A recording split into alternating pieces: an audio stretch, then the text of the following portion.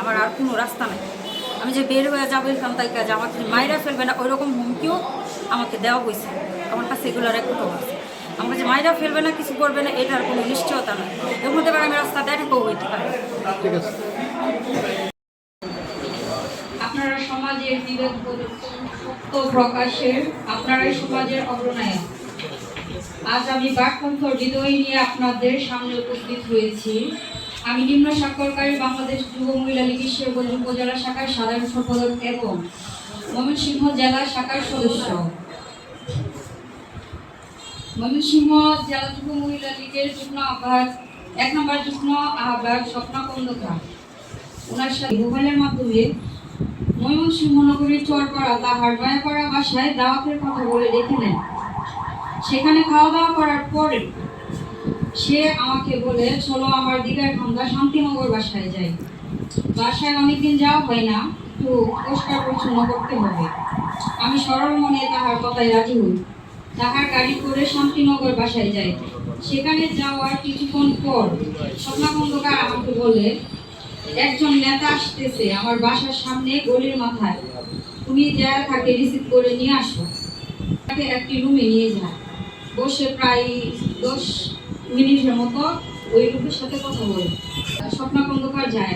আমাকে বলে, টেবিলের উপরে কিছু ফল ফ্রুট রাখা আছে, মেহমানের রুমে যে রাস্তা দিয়ে এসো, আমি আসতেছি। আমি সরল মনে তার কথায় মেহমানের রুমে নাস্তা নিয়ে যাই। অতঃপর আমি মেহমানের রুমে ঢোকার সাথে সাথে স্বপ্না খন্দকার ওই ফ্ল্যাটের দাড়ি বাসার ওই ফ্ল্যাটের মেন দরজা খুলে দেয়। আর খোলার সাথে সাথে ওইখানে আরো কিছু লোক উপস্থিত হয়। তার হচ্ছে কাজীবাবু, স্বপ্না খন্দকারের গাড়ি ড্রাইভার হীরা, স্বপ্না খন্দকারের হাজব্যান্ড মশিউর রহমান রানা। তারা উপস্থিত হয়ে মেহমানের রুমে ঢুকে, সাথে সাথে স্বপ্না খন্দকারও ঢুকে গেল। তো ঢুকার পরে এক পর্যায়ে কাজীবাবু বলে যে, ওই আমি মেহমান ওই রুমে, তারাও ঢুকার পরে বলে যে, ওদেরকে কাপড় চোপড় পুরো বুঝলা, ওদেরকে ভিডিও করো। তো আমি কাপড় তুলতে রাজি হই না। আমাকে একটা জোরাজুরি করা হয়। স্বপ্না খন্দকার বলে আমাকে যে, তুমি তোমার জামা খুলো, কাপড় চোপড় খুলো, আমরা এখানে দেখো, মানে আমাকে জোর করা হচ্ছে আমার কাপড় খোলার জন্য। আমি রাজি না হওয়ার এক পর্যায়ে কাজীবাবু, স্বপ্না খন্দকারের বিশেষ বডিগার্ড, যাকে সে ভাইয়া ভাইয়া বলে রাখে, উনি আমাকে ছটফট মারতে থাকে। তো একজন পুরুষ মানুষ যদি ছটফট মারতে থাকে, আমি একজন নারী, আমার তো এখানে কিছু করার নেই। তবুও আমি রাজি হই নাই আমার জামা খোলার জন্য। তখন সে স্বপ্না খন্দকার নিজে জোর কইরা আমার শরীর থেকে কামিজটা খুলে, মানে আমার জামা খুলে ফেলে। আর ওই যে মেহমান যে লোকটা ছিল, যে আমাকে বলা হয়েছিল নেতাকে নিয়ে আসো, ওই নেতাকে হচ্ছে কাজীবাবু আর স্বপ্না খন্দকারের গাড়ির ড্রাইভার হীরা, ওনারা দুইজনে মাইতে একই রুম। তখন আমি কাপড় খুলতে কোনোভাবেই রাজি না। স্বপ্না জোর করে আমার গায়ে জামা খুলে আমাকে অর্ধলঙ্গ করা হলো। স্বপ্না খন্দকার হীরাকে বলে যে, বাসার অপোজিটে যায় জানলার পাশ থেকে ভিডিও ধারণ করার জন্য, এবং তার ড্রাইভার জানলার অপোজিট থেকে ভিডিও ধারণ করে।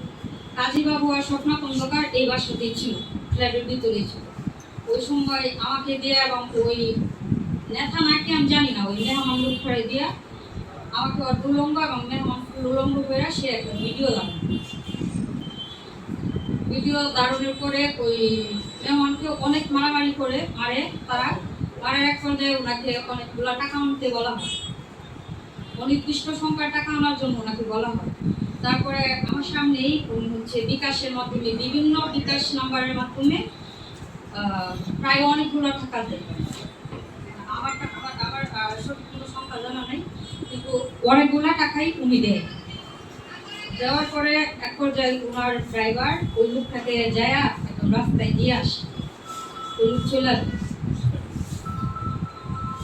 যাওয়ার পরে এই বাসাতেই স্বপ্না খন্দকার আমাকে বলে যে, এতক্ষণ যা হয়েছে না হয়েছে সবকিছু ভিডিও হয়েছে। তো এখন আমাকে বলা হয়, তখন আমার গলায় একটা সেন ছিল দেড়, সে আমার কাছেও একটা অংশ দাবি করে। আর এই ঘটনাটা হচ্ছে, আমি যখন রাজনীতিতে প্রথম আসি, ময়মনসিংহ শহরে কিন্তু আমার ওরকম কোনো নাই, লেখক নাই। আর আমি রাজনীতিতে নতুন আসছি, তখন আমি জেলা যুব মহিলা লীগের একজন সদস্য। আর সেটাও স্বপ্না খন্দকারের সাথে আমার ফেসবুকে পরিচয় হওয়ার পরে উনি আমাকে জেলা যুব মহিলা লীগের সদস্য বানাইছে।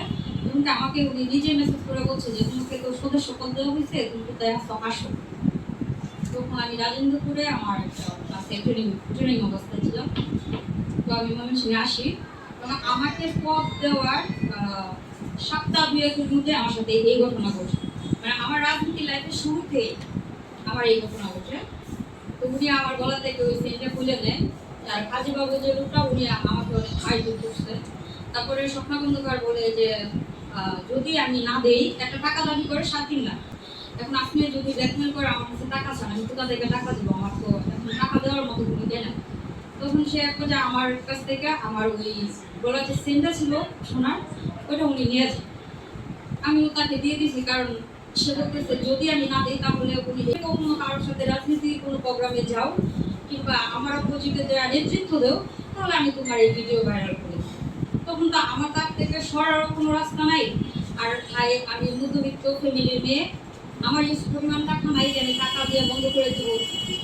আর সে এটাও বলে আমাকে যে আমি যদি আদার্স কোনো ব্যবস্থা তার জন্য গ্রহণ করি, তার প্রতিতে যায় এই ধরনের, আমি যদি বড় কোনো নেতাকে জানাই কিংবা আমি যদি মামলা মোকদ্দমায় যাই, যে কাউকে জানাই, তাহলে সে ভিডিও ছেড়ে দিবে। ভিডিও ছেড়ে দিলে যদি তার জেল হাজত মামলাও হয়, আমি তো বেঁচে গেছি, শেষ, আমার তো অস্তিত্ব রইল না। তো আমি এইগুলো সামাজিক যোগাযোগ মাধ্যমে ছেড়ে দেবো, তোমাকে বসাই দেবো, তোমাকে সবাই চিনে। তো দীর্ঘ 1 বছর 2 বছরে উনি প্রায় আমার কাছ থেকে 1 লাখের মতো টাকা নিয়েছেন। এই ধরেন 10,000, 15,000, 5,000, আমার তো নগ্ন ভিডিও করা হয়েছিল। ওই নগ্ন ভিডিও করার একটা স্ক্রিনশট ছবি, একটা স্ক্রিনশট রাকিবুল হাসান নিজের আইডিতে কমেন্ট করা এবং লেখা আলহামদুলিল্লাহ। সেটা তো আমি বললাম। আর স্বপ্না খন্দকার হচ্ছে একটা আইডি থেকে এগুলো একটা ভিডিও, ওই ভিডিওটা পুশ করায় জাওয়াত নির্জর আইডি থেকে ওই ভিডিও প্রচার করে এবং ভাইরাল করে। এই ঘটনার পর পরিবার সমাজের কাছে আমি বিধ্বস্ত, অপমানিত বোধ করছি। এই অবস্থায় আমি ঘটনাটি বিচার চেয়ে গত 2 মে 2024 তারিখে ময়মনসিংহ বিজ্ঞ সাইবার ট্রাইব্যুনাল আদালতে একটি অভিযোগ দায়ের করেছি। এরপরে বিজ্ঞ বিচারক আমার অভিযোগকে আমলে নিয়ে কোতোয়ালি মডেল থানায় ওসিকে অভিযোগটি এফআইআর অন্তর্ভুক্ত করার নির্দেশ দিয়েছি। এই মামলায় স্বপ্না খন্দকার সহ তার সহযোগী কাজীবাবু, হীরা, মুশিরুমান রানা সহ 6 জনকে আসামি করা হয়েছে।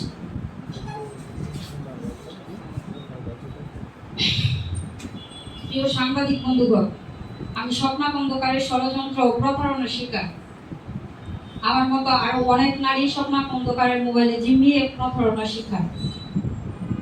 কিন্তু তারা মান সম্মানের বয়ে, স্বপ্না খন্দকারের বয়ে কেউ ফেস করতে চায় না, এগুলা কেউ বলতে চায় না কারো কাছে, তার বিরুদ্ধে মুখ তুলতে চায় না। আমি চাই না আমার মতো আরো কোনো নারী প্রতারণার শিকার হোক। দীর্ঘদিন ধরে রাজনীতির আড়ালে স্বপ্না খন্দকারের এই ধরনের অপরাধ করে আসছে। মূলত রাজনীতির আড়ালে এই ধরনের অপরাধের মাধ্যমে বিভিন্ন লোকজনদের জিম্মি করে টাকা সহ হাতিয়ে নেয় স্বপ্না খন্দকার। এটা তার পেশা ও নেশা। এভাবেই সে নগরীতে গড়ে তুলেছে 4-5টি বাড়ি এবং অনেক গাড়ি। ব্যাংক ব্যালেন্সও রয়েছে তার ইউজ পরিমাণ। প্রিয় সাংবাদিক বিন্দু, আজকের এই সংবাদ সম্মেলনের পর আমি সশরীরে এখান থেকে আমার বাসা অবধি পৌঁছাতে পারবো কিনা সেটারও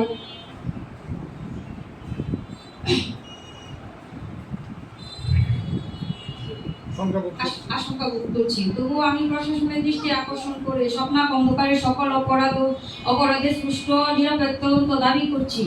সেই সঙ্গে আমার সাথে ঘটে যাওয়া ঘটনার দৃষ্টান্তমূলক বিচার দাবি করছি। এই অবস্থায় প্রিয় সাংবাদিক বিন্দু, আপনারা এই ঘটনাটি আপনাদের গণমাধ্যমে প্রকাশ করে আমার সাথে ঘটে যাওয়ার এই অমানবিক অন্যায় ও ষড়যন্ত্রের ঘটনায় সুস্থ ও এবং ন্যায় বিচারের কার্যক্রম ভূমিকা রেখে আপনারাও অন্যায়ের বিরুদ্ধে অবস্থান নিয়ে আমার পাশে থাকবেন বলে আমি আশা করছি।